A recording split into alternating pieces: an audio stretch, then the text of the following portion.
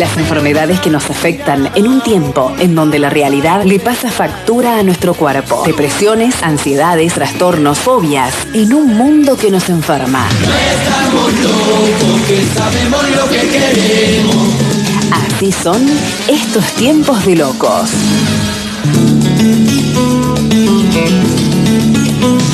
En este espacio que habitualmente utilizamos los días lunes para hablar sobre patologías sociales ligadas con la salud mental, vamos a detener la mirada en algo que contábamos la semana anterior, que es el suicidio de un adolescente en la localidad de Carnerillo, el intento de suicidio de otro adolescente, el primero de 15, el segundo de 16 años.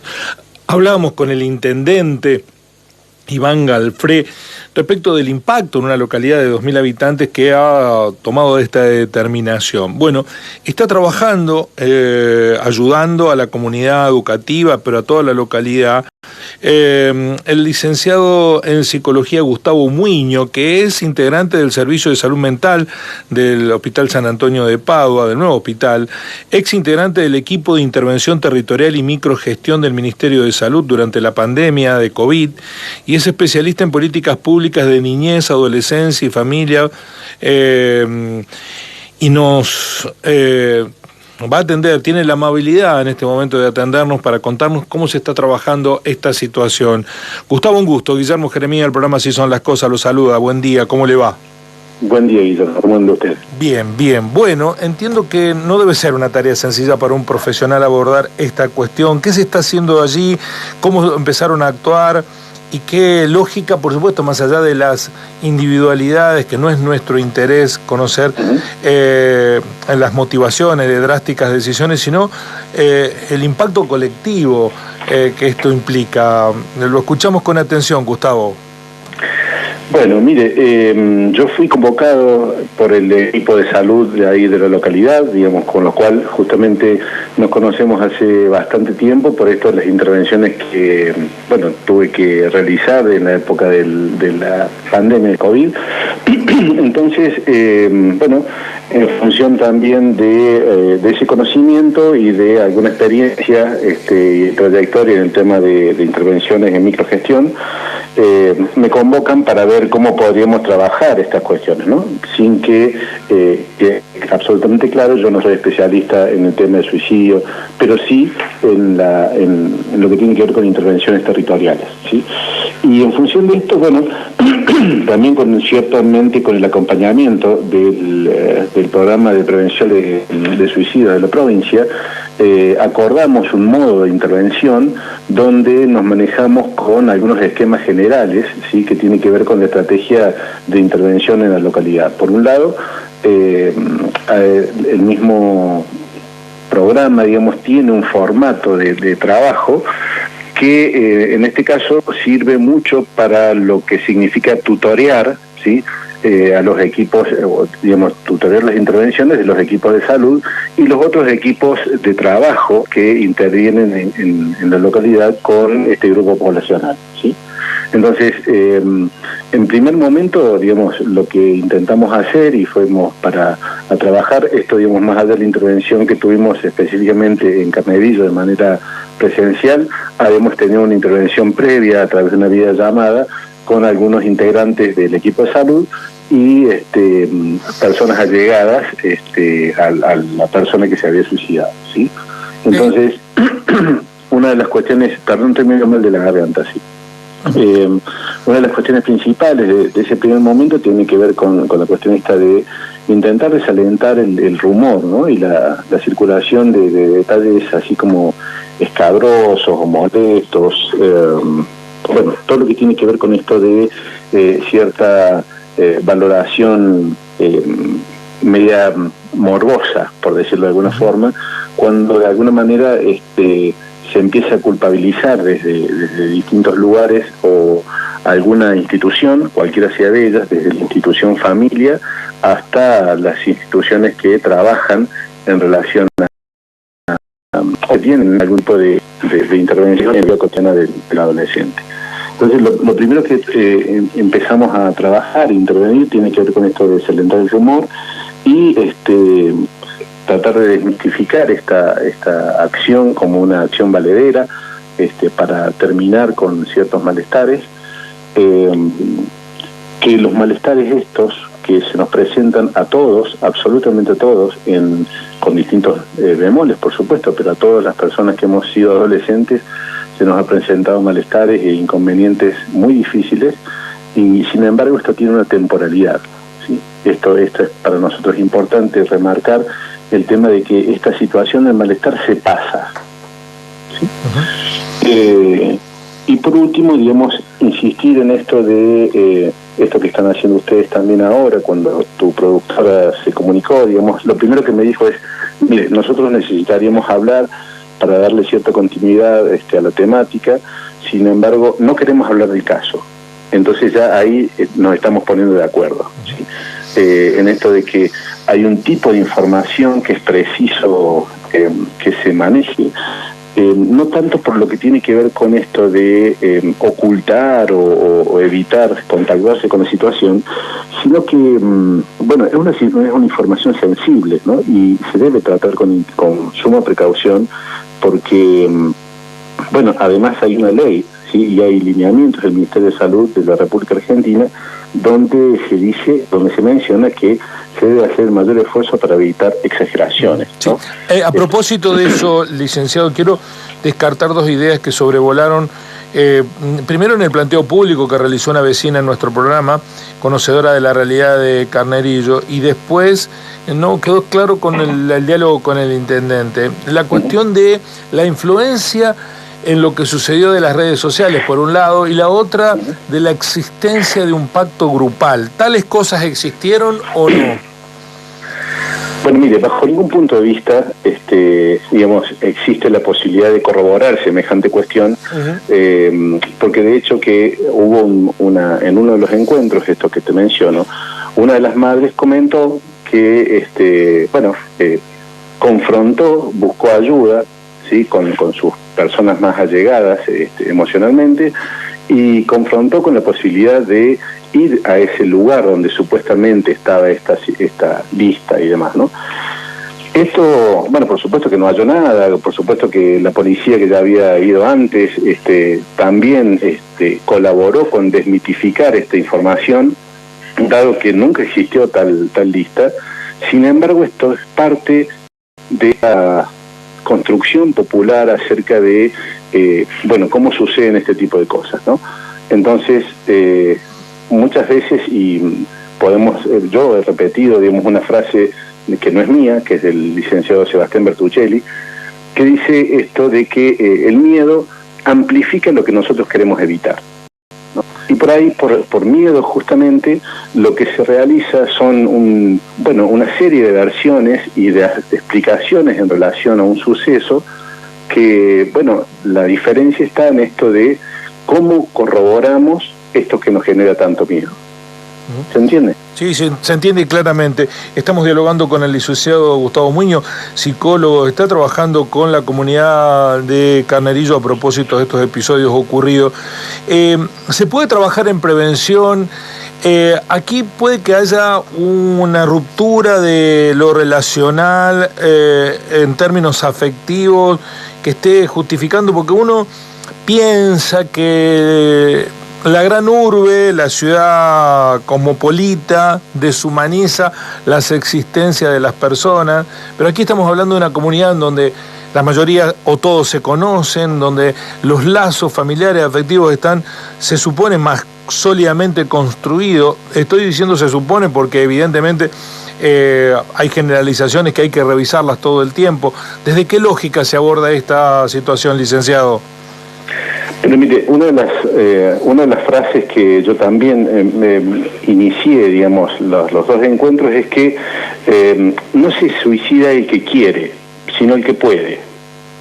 Esto que de alguna manera, ¿qué significa? Que en ciertas condiciones, digamos, tiene que haber ciertas pautas conductuales, emocionales, relacionales, situacionales, que favorecen, digamos, que una persona tome semejante determinación, ¿sí? Entonces, de alguna manera es preciso entender de que la mayoría de nosotros pasamos por situaciones de malestar y tenemos distintas, herramientas para poder sustentar esos malestares, sin que esto signifique que una idea se pueda necesariamente consumar. Ni la de la solución inmediata en buenos términos, ni la de la solución inmediata en pésimos términos, donde dejamos un montón de gente damnificada emocionalmente por una decisión, ¿sí?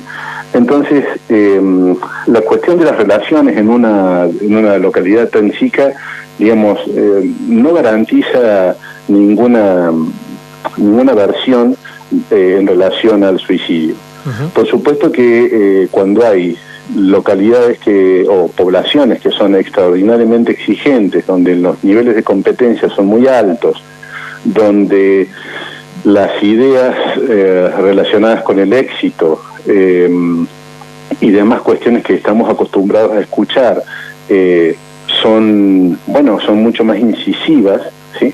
Es mucho, y a su vez donde de repente las barreras de accesibilidad a la salud son más complejas, es mucho más usual que se suceda en este tipo de eventos, ¿sí? Se entiende, por ejemplo, el hecho de que, quiero decir, cuando yo tuve la entrevista, el encuentro con la gente de Carnerillo en el anfiteatro, la mayoría de las personas que habían tenido contacto con la persona que se había suicidado, digamos, estaban sí o sí, habían estado en contacto con el equipo de salud, ¿sí? Esto no suele suceder en las poblaciones más grandes, porque el beneficio, además, es que uno, dentro del equipo de salud, en territorios pequeños, ¿sí? También es vecino. Entonces, al ser vecino, digamos, uno adquiere una categoría distinta en términos de la relación, la información y la posibilidad de ayuda que tiene sobre ese individuo. Para finalizar, ¿cree usted entonces que hubo señales de advertencia de que la situación podía ocurrir, y si estas señales fueron desatendidas, o más allá de las señales y de la preocupación fue inevitable el desenlace? Mire, la mayoría de los desenlaces de este tipo son, no voy a decir necesariamente inevitables, pero la mayoría de las veces tanto las familias como los equipos de salud, como la gente que trabaja en las escuelas y demás, por ahí tenemos la tendencia a normativizar, digamos, algunas señales, ¿sí? Esto no significa que para nada nadie de ellos es responsable de una decisión que tome individualmente una persona, porque muchas veces estas señales también no solo pasan inadvertidas por falta de pericia de quien tiene que verla, sino por extraordinaria astucia de quien intenta decidir de esta manera. Uh-huh. ¿Me explico? Sí, está claro. Sí.